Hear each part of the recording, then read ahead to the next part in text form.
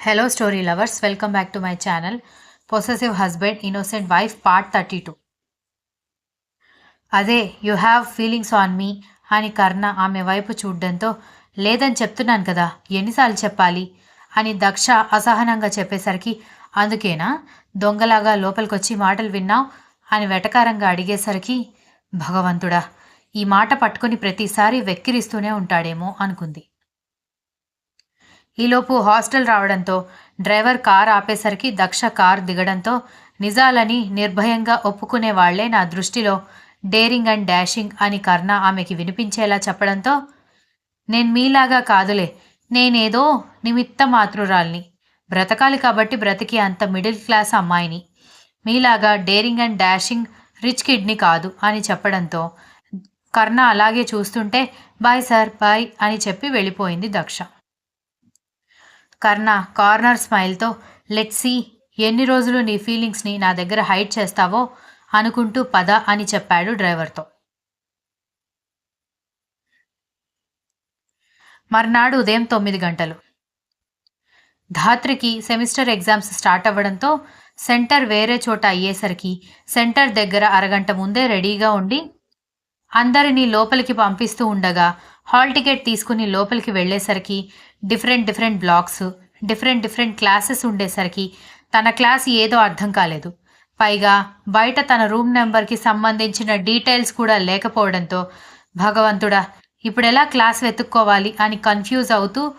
College అంతా తిరిగింది.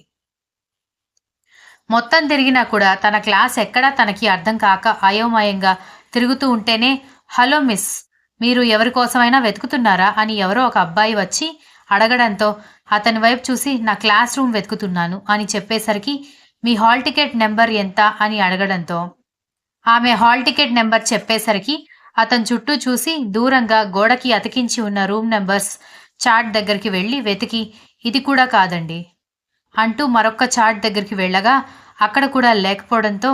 అలా 4-5 చోట్ల తిరిగిన తర్వాత ఇదిగో ఇక్కడుంది అండి మీ హాల్ టికెట్ నెంబర్ అని చెప్పడంతో thank you sir, thank you so much అనగానే సార్ కాదు నేను కూడా మీలాగే స్టూడెంట్ని అని చెప్పాడు.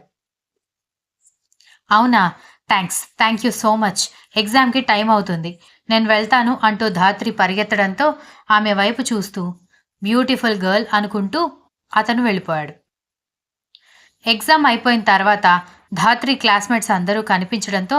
ధాత్రి మాట్లాడకుండా వెళ్తుంటే ఆగవే ఏంటి చూసి కూడా చూడనట్టుగా వెళ్ళిపోతున్నావు అని వాళ్ళు పలకరించడంతో లేకపోతే నా గురించి ఆగండి అని చెప్పాను కదా, ఉదయం క్లాస్ రూమ్ వెతుక్కోవడానికి ఎంత టైం పట్టిందో తెలుసా, నా గురించి ఆగి ఉంటే అందరం కలిసి వెళ్ళేవాళ్ళం కదా, మీ వల్ల నాకు ఎగ్జామ్కి ½ an hour టైం లేట్ అనగానే సారీ ధాత్రి, అప్పటికి చాలాసేపు చూశాం కానీ నువ్వు ఎంతసేపటికి రాకపోవడంతో వెళ్ళిపోవాల్సి వచ్చింది, ఇంకా అంతమందిలో తర్వాత నువ్వు మాకు కనిపించలేదు అని అన్నారు వాళ్ళు. సరే మళ్ళీ ఎల్లుండి వరకు ఎగ్జామ్ లేదు కదా, క్యాంటీన్లో ఏదైనా తినేసి వెళ్దాం పదండి అని ఫ్రెండ్స్ అందరూ చెప్పడంతో సరేనంటూ క్యాంటీన్కి వెళ్ళి సమోసా తెచ్చుకుని తింటూ ఉండగా హలో మిస్ ఎగ్జామ్ ఎలా రాశారు అనగానే ధాత్రి ఉలిక్కిపడి పక్కకి తిరిగి చూసేసరికి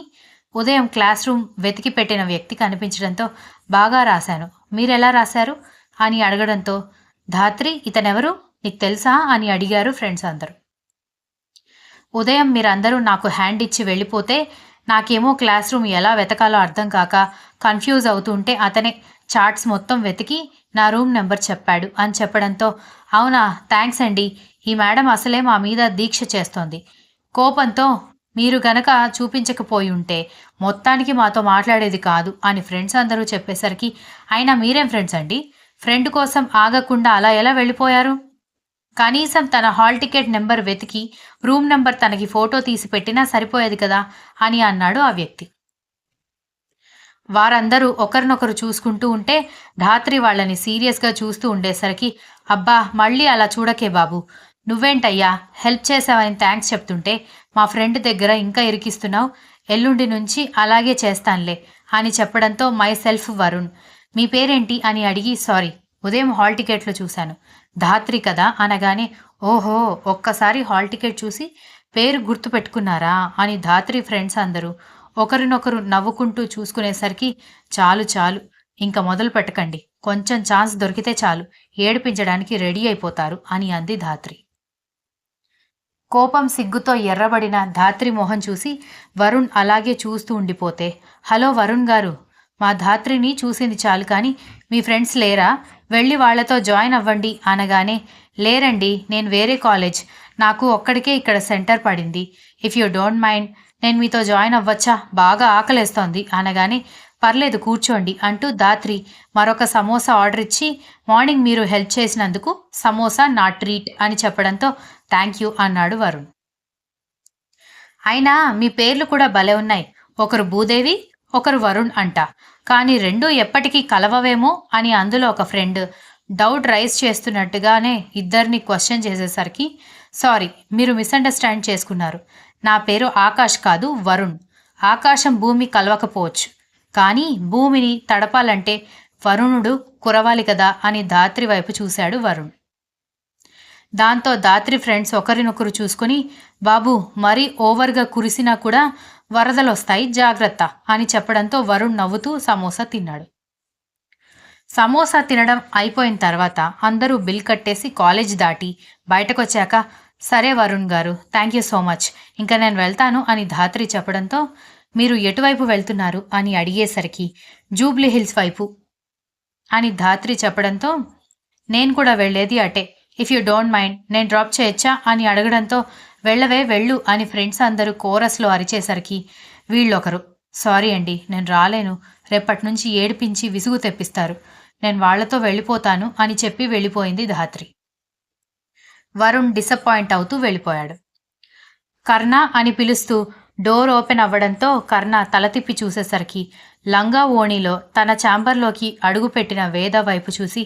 ఏంటి ఈ అవతారం అని కర్ణ అడిగేసరికి, నువ్వే కదా ట్రెడిషనల్గా హోమ్లీగా ఉండే అమ్మాయిలు నచ్చుతారు అని అన్నావు, అందుకే నీకోసం నా డ్రెస్సింగ్ మార్చేశాను, కొంచెం చిరాకుగా ఉంది బట్ ఇట్స్ ఓకే, నీకోసం నేను మేనేజ్ చేసుకుంటాను అనగానే, వేద ఆర్ యూ సీరియస్ అని అన్నాడు. ఎస్ ఐఎమ్ వెరీ సీరియస్ కర్ణ, అందుకే కదా నాకు అలవాటు లేని డ్రెస్ కూడా వేసుకుని వచ్చాను అనగానే కర్ణ అసహనంగా చూస్తూ, వేద ట్రై టు అండర్స్టాండ్ మీ, నేను ఒప్పుకుంటాను ట్రెడిషనల్గా ఉండేవాళ్ళు నాకు నచ్చుతారని చెప్పింది నేనే, బట్ అది జెన్యూన్గా లోపల నుంచి రావాలి, ట్రెడిషనల్గా ఉండేవాళ్ళు చాలామంది ఉన్నారు, అలా అని అందరినీ ప్రేమించం కదా, ఎవరో ఒకరు మాత్రమే హార్ట్ స్ట్రింగ్ టచ్ చేస్తారు అని అన్నాడు. What are you trying to tell me Karna అని వేద సీరియస్గా అడిగేసరికి, you are wasting your time Veda, that's all about to say అనగానే, సరే అని వేద అక్కడి నుంచి వెళ్ళిపోవడంతో కర్ణ అసహనంగా వెనక్కి తిరిగి కూర్చున్నాడు. కర్ణ ఏదో వర్క్ ఉందని వేరే పని మీద పంపించడంతో అప్పుడే ఆఫీస్లోకి వస్తున్న దక్ష వేద అవతారం చూసి ఆశ్చర్యపోతూ ఉంటేనే వేద విసురుగా అక్కడి నుంచి వెళ్ళిపోతూ కనిపించడంతో ధన్య దగ్గరికి వెళ్ళి, ఇక్కడ ఏం జరుగుతోంది అని అడిగేసరికి, ఏమో అదే అందరికీ అర్థం కాక అయోమయంగా ఉన్నారు అని ధన్య కూడా వెళ్తున్న వేద వైపు చూస్తూ షాక్లోనే ఉండిపోయింది. ఆ రోజు సాయంత్రం దక్ష తన పక్కన కారులో ఉన్న కర్ణ వైపు చూసి, వేద ఈరోజు హాఫ్ శారీలో బాగుంది కదా అని అడిగేసరికి తన చేతిలో ఉన్న మ్యాక్బుక్లో బిజినెస్కి సంబంధించిన ఏదో విషయాలు చూస్తున్న కర్ణ ఆమె వైపు తల తిప్పి చూసి, వాట్ అని అడిగేసరికి, అదే వేద మేడం హాఫ్ శారీలో చాలా బాగున్నారు కదా సార్ అని అంటున్నాను అనగానే, what are you trying to say అని అన్నాడు. She is perfect match for you అని దక్ష చెప్పడంతో కర్ణ సీరియస్గా ఒక చూపు చూసి, ఈజ్ ఇట్, నేనెప్పుడు అంత గమనించలేదు, రేపు ఒకసారి తనని మళ్ళీ హాఫ్ శారీ వేసుకొని ఆఫీస్కి రమ్మని చెప్తాను అని చెప్పడంతో దక్ష గుడ్లు మిటకరించి చూసి, బాబోయ్ ఎంత ట్రై చేసినా ఇది వరకులాగా బిహేవ్ చేయట్లేదు,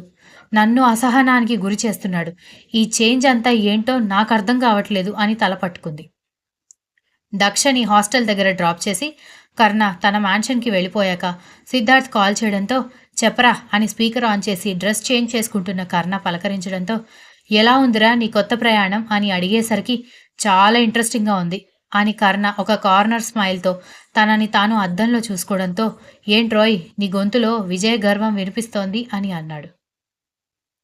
కర్ణ నా సక్సెస్కి నేను దగ్గరలో ఉన్నాను కదా అని చెప్పడంతో, అంటే నీ రివర్స్ ప్లాన్ వర్కౌట్ అవుతుందా అని అడగడంతో, 100%, అసలు నాలో ఈ చేంజ్ ఎందుకు వచ్చిందో అర్థం కాక పాపం దానికి ఏమీ అర్థం కావట్లేదు అని అన్నాడు నవ్వుకుంటూ. Continuous. If you like the story please like, share, comment and don't forget to subscribe.